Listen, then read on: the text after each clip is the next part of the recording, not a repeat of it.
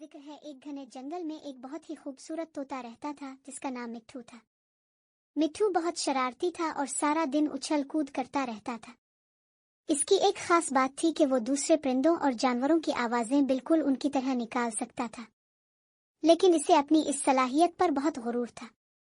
ایک دن مٹھو نے جنگل کے سب سے پرانے اور سمجھدار الو سے پوچھا، دادا الو، یہ بتائیں کہ کیا میں جنگل میں سب سے خاص ہوں؟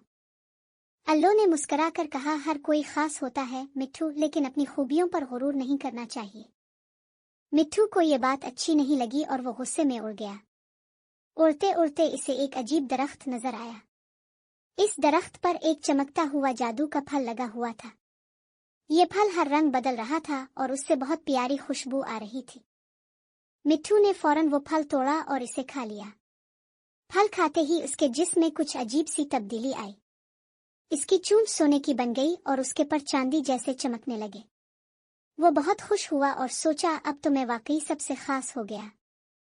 لیکن جلد ہی اسے پتا چلا کہ اس کی آواز غائب ہو گئی ہے۔ وہ اب کسی کی بھی آواز نہیں نکال پا رہا تھا۔ اس کی اپنی آواز بھی نہیں نکل رہی تھی۔ وہ پریشان ہو کر الو کے پاس گیا اور روتے ہوئے سارا قصہ سنایا۔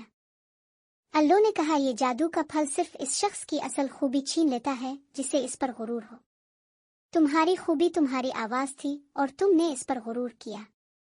اب تمہارے خوبصورت پر اور سونے کی چونچ کسی کام کی نہیں، کیونکہ تم بول ہی نہیں سکتے۔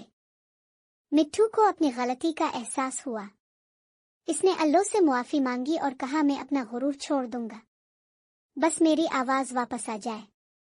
الو نے کہا، اچھا کام کرنے اور دوسروں کی مدد کرنے سے تمہاری آواز واپس آ سکتی ہے۔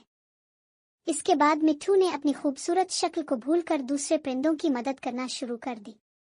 وہ ان کے لیے پانی لاتا، کھانا ڈھونڈنے میں ان کی مدد کرتا اور سب سے اچھا دوست بن گیا۔ کچھ دن بعد ایک صبح جب وہ ایک ننھے پرندے کو کھانا کھلا رہا تھا، اس کی آواز واپس آ گئی۔ اس نے خوشی سے مٹھو مٹھو کہنا شروع کر دیا۔